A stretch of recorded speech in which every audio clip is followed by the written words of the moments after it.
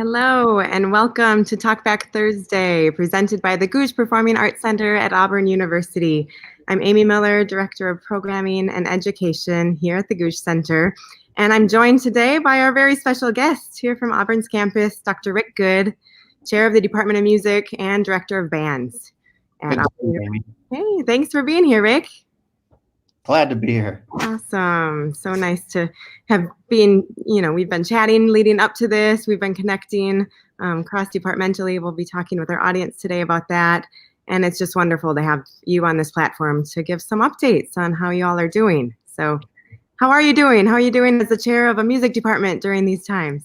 Well, it presents different challenges, but we are getting it through. We're getting through. And, that's the thing that in music you find out to be pretty adaptable no matter what. So, you prepare for the worst sometimes and great things happen. And even right now, there's a lot of great things that are happening even during COVID times.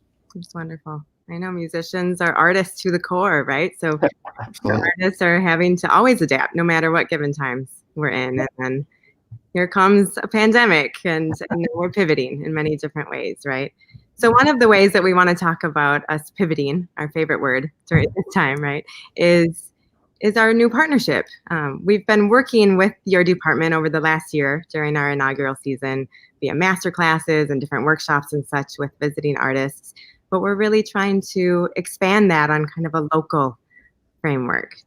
So we have a new series for everyone to know about. It's called GPAC Live, and we'll have different series within that GPAC Live. And with the music department, we have recitals throughout September. So we're featuring students that are juniors this semester, juniors this year during Tuesday recitals in September, and then we have a faculty showcase. Do you want to tell our audience a little bit about those? Right? Yeah, this has been a great collaboration with the GPAC, and can't thank you and Chris and the staff over there enough.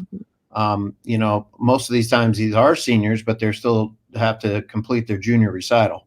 So what happened to them last spring after, pretty much spring break, that's our busy time of recitals and concert series in the spring. And that all got shut down to COVID, and we all went online with hardly any notice, obviously. So we felt really bad for the students who had recitals, degree recitals. The seniors still had chances to complete them, although albeit not the way they would have wanted, at home and posting their recordings. Some of them who were going to return for the fall had an option to take an incomplete, which was kind of tough, and then they could complete the recital along with their applied teachers' guidance this fall. And thankfully, some did that. And then, like I said, with your collaboration there, this Tuesdays in September are great because there are 3 students that have been working very hard, and we could feature them on the three of the Tuesdays in September. And then obviously the other one will be the faculty showcase, which we'll talk about a little bit further. But they have been so excited, and Megan clarinet and Cassidy on alto sax just performed this week, and that was like they said, it was such a great honor for them, and they were sky high, and I think they came through with flying colors. And I told them there's something that they have done and I don't think many of the faculty, and I can talk myself, and my recital days, I've never had somebody walking across the stage with a camera that close and 5 feet, and how well they performed, and the videos are incredible. I can see why it's done, and I'm just so proud of them and all the students here in the music department, along with the faculty.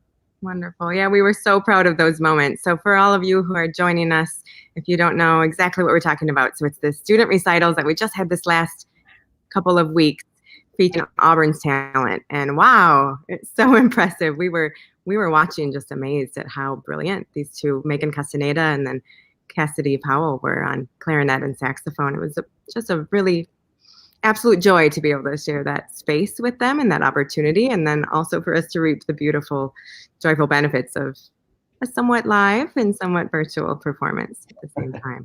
Yeah, so this coming Tuesday, we're excited to host faculty in our space. So our GPAC Live series, just to clarify, is opportunities for us to have artists in our space in the Waltos Theater on the Morentis stage and stream out live via software that we've all been working hard on and developing, so we can still stay in touch with our community and our audiences And so this coming Tuesday will be another GPAC Live performance with the music department. Why don't we dig in and talk a little bit about that faculty showcase? Yeah, great. Absolutely. Our faculty showcase has started quite a few years ago. And what we try to do is we used to only just have one in the fall. And our faculty is very diverse and has grown through the years. So now we actually have two. We have in the beginning of the fall semester and one in the spring semester. And this fall we had the fall showcase scheduled to be in our recital hall, but obviously we're not doing any live performances in the music department. It was great when you guys asked to do this Tuesdays in September. This was a no-brainer for us. Faculty was very, very excited to get the chance to perform on that world-class stage in your facility. And I was also going to say that you know, they're a little jealous that some students have gotten recitals in there before them. So, but they're old enough, they can get over it, and they know the great opportunities. But we're going to be featuring quite a diverse night of entertainment this Tuesday. Starting with we have Dr. Jeremy Samoleski on piano. We have Dr. Matt Hoke on voice. We have Dr. Bill Schaefer on horn. We also have the Indian Music Ensemble that we are very proud of. We also have the faculty show band that is a brand new ensemble that we will be premiering, and that will first performance will be this Tuesday night. And I'm trying to think if I missed anybody. We also have Professor Lee Johnson, who will be performing one of his compositions, which is pre-recorded, but he will be telling you about that and have a video with it. And we're really excited about that new program we have within composition and technology. Wonderful. Yeah, it's going to be fun. So all of you should join us this coming Tuesday night, 7:30. You have to go onto our website. It's gougcentertickets.auburn.edu. It's gougcentertickets.auburn.edu. You go on and you just reserve a space, and then you'll receive a link in your email to join us. So that one's at 7:30 Tuesday night. And Rick's going to be joining us back here in our lobby setup. We'll have some conversation with different faculty members and different colleagues about all sorts of things you have going on in the music department. So why don't we give some teasers on that as well? Okay. So, I mean, as you and I were talking about before we went live, you know, these are times that we have to pivot. They're times that we have to stay relevant. As musicians, as artists, our field of professionals always has to be thinking about how to stay relevant, right? In order to have an audience, in order to have conversations with continual audiences. I'm wondering, you know, how these times relate to music and technology, right? How we're being forced almost into that collaborative space of music and art and sound studies with technology studies. And you actually have quite a few projects in the works that align with that. Yeah, absolutely, Amy.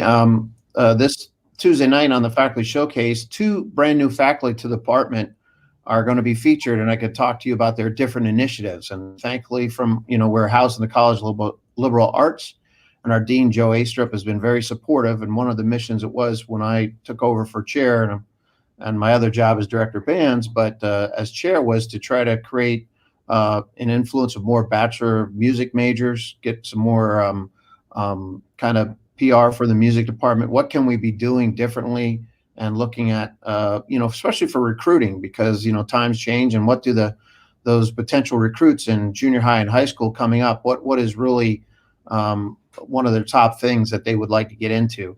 And one of these will be Lee Johnson is our new professor, music professor. It came in and was voted full professor. We're glad to hire him after a big national search. And he is starting the composition and music technology program. And that has gotten a lot of buzz because from what we've found out through even admissions, almost 1 out of every 2 students, when they ask about the field of music, they ask about, is there anything in technology or music technology or composition? We never offered that as a major before. We had some classes that dabbled in it, but now we are put our feet straight in to increase this visibility, and it's going to be great. Already we have I think we already have 7 or 8 majors on the first year. So it's been a hot topic around the music department, and Professor Johnson is going to be doing incredible stuff. He has written compositions for the London Symphony. He's actually written virtual compositions for no musicians, and it's all, you know, by electronic music, even voices. So it's something that we don't want to admit as musicians because we like live music, but that is also out there and in the society, and so there's a need for it. So luckily he can go down both angles with that, which is great for the students here. A lot of things the students now are like, back when I was, growing up or going through school, writing for movies was a great passion. But right now, writing for video games is actually more of a moneymaker than even movies. I've talked to several composers who have written for music for movies, but they want to score one of those video games. And if it's a top video games, they're making quite a lot of money off that. So those are options there too in video games. And I know that, around this would be collaborative around campus. I know engineering had a program for video games, and I know media studies in our own college produces film, but doesn't have music produced with it.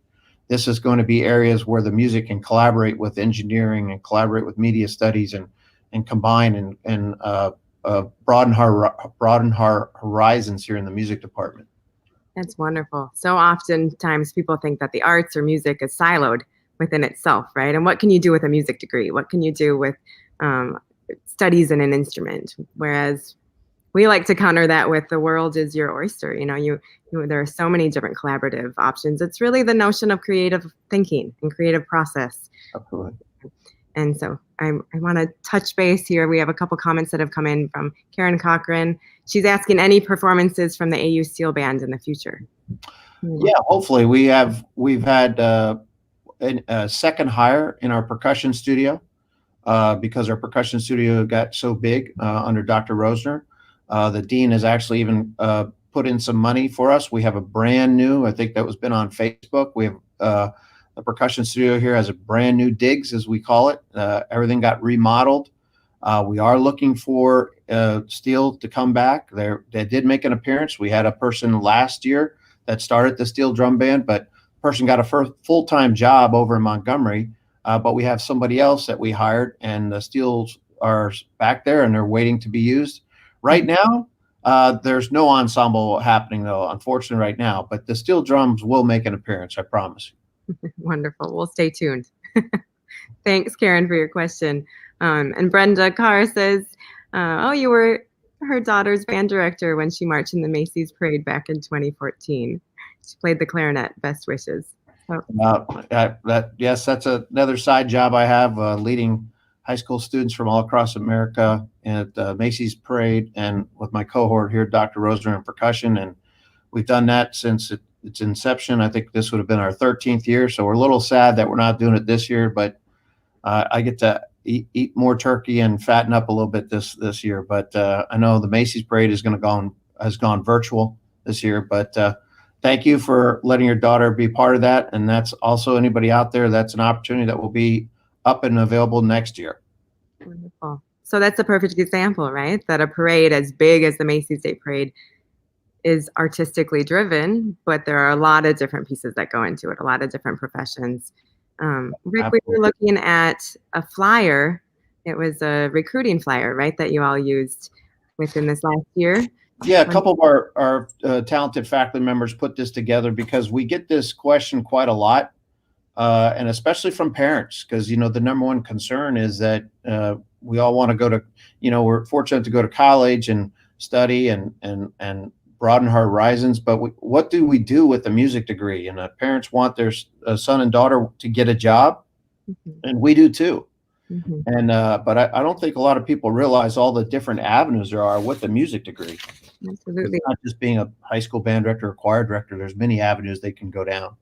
Indeed. You and I are examples of that, right? I've gone into administration, community engagement, programming. You've gone into teaching and directing and composing. And yeah. Do you compose at all, Rick? I just said that. I meant conducting. I did, but I did way back in my earlier days, and I found out other people did it better. So I thought that wasn't probably for me. So yeah. I dabble a little bit. It's fun that we can dabble. Wondering if we can show that flyer.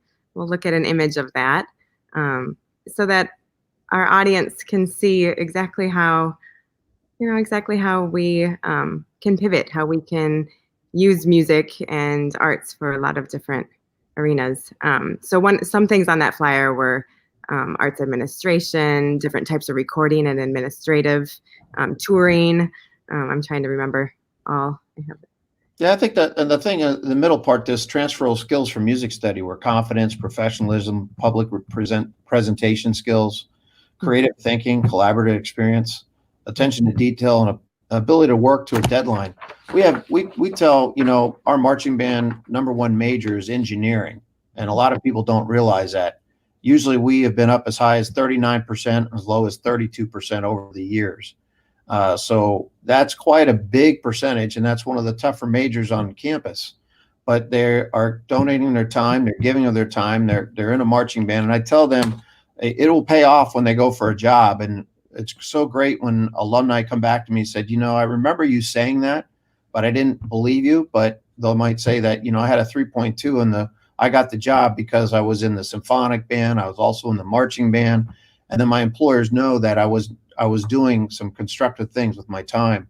And another thing that I write the most recommendation for is medical school, from people with a music background too. So that's like, and I think that when you look at the MCATs, like that third highest profession. So that's one of my big go-to, and especially with the MCATs, and I'm always surprised about that.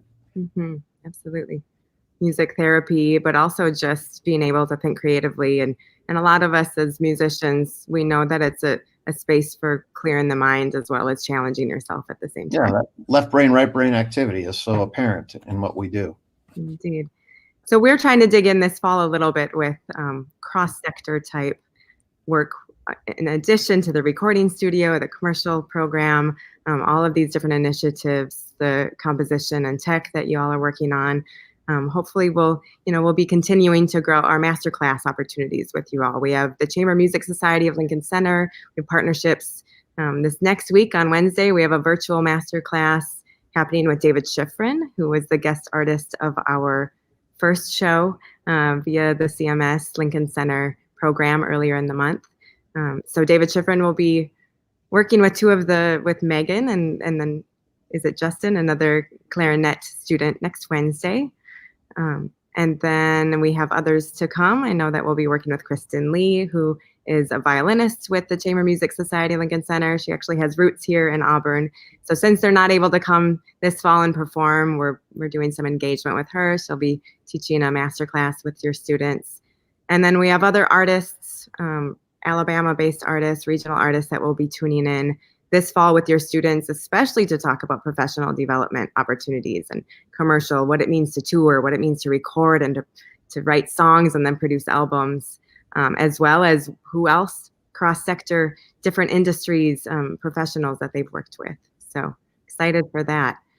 Yeah, that's why, that's another thing we've been looking at here in the music department, and that's $1 billion industry.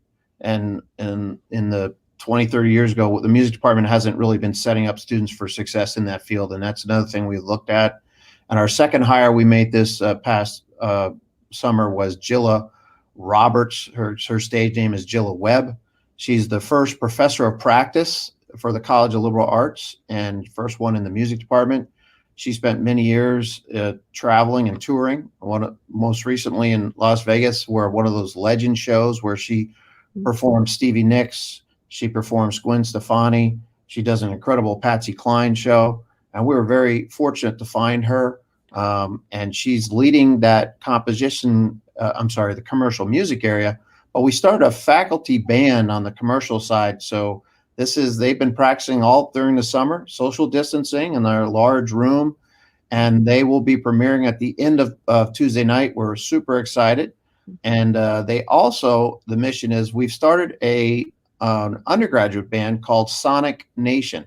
And that's you'll be starting to hear a little more things about coming out from our department about Sonic Nation. Now, we've had great ensembles here and we're not getting rid of any, like the AU Singers, the AU Jazz Band, but the Sonic Nation is going to be different. It's going to be more top 40 cover music, original compositions. They're going to get a marketing team of undergraduates. They're going to market themselves. I think it's about 30 students across campus. I know one music major came into me beginning of last week and said, "I can't lie to you, Dr. Good. That's the best class I've ever taken here in the department," and is so excited. So it's also the newness. So we're really excited for Sonic Nation, and Jilla web, and can't wait for you guys to hear the faculty band on Tuesday night. And that's something that we're very excited. And that goes on the heels of our recording studio, what we have on tap for our new recording studio here in the department.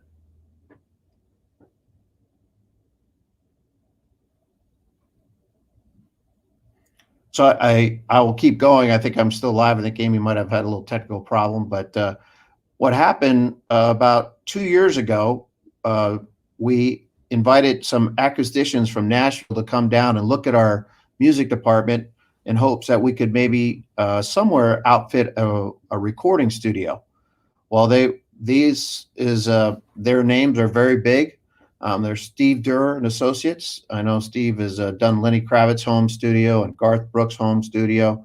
And he came into our building and realized that this was an amazing facility, a large room.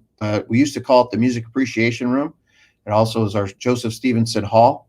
And what we've realized that was a quiet room and a back room behind it. So we're going to have a major recording studio. Right now, the dean graciously gave over $1 million donation.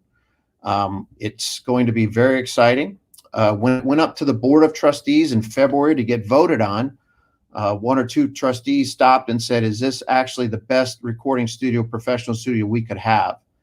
And at that time they said, "Well, we don't think so." And they were told to go back to the drawing board and come up with a different plan that could make it comparable to Nashville studios. We were blown away by this. Dr. Rosner, the percussion studio, who also has a passion for commercial music, has been my right-hand man on that. He has worked with the acousticians and our facilities team, and we've developed plans for 3 recording studios, A, B, and C. That's what most recording studios have. This would be amazing. It was supposed to go to the board this early September because of COVID, everything shut down, but I heard it's on delay until November. I will tell you this, that if this gets approved, no other university in the campus, anywhere in the United States, would have a facility like this. This would be an amazing thing where we'd have professional musicians coming here to record. We would have students learning how to do the recording industry. That's what's very exciting. Have a partnership between professionals and our students. We are a great location halfway between Atlanta, the hip hop scene, and also Nashville, the country music scene. This could be an incredible experience we could become Nash-Lanta or something. But hopefully this will come to fruition. At least we're going to get one room out of it. Hopefully we get the pie in the sky, and that's something that we're all excited for. And this would be a game changer for the Auburn University and the music department. We could even have the Auburn University recording label, which would be awesome. Incredible. I see you're back, Amy. Thank you. I'm back. Thanks. We just had a little glitch. But thanks for covering. I was rambling some there. No, not at all. It's all really interesting. Right. Thank you. Sorry I didn't catch all of it, but I know we've chatted about it. And what's so beautiful is that, again, these times we can still embrace the tech and the music and the creative process and pivot and look at all the work you and your department are doing and all the new opportunities, honestly, that are going to come out of this for our students.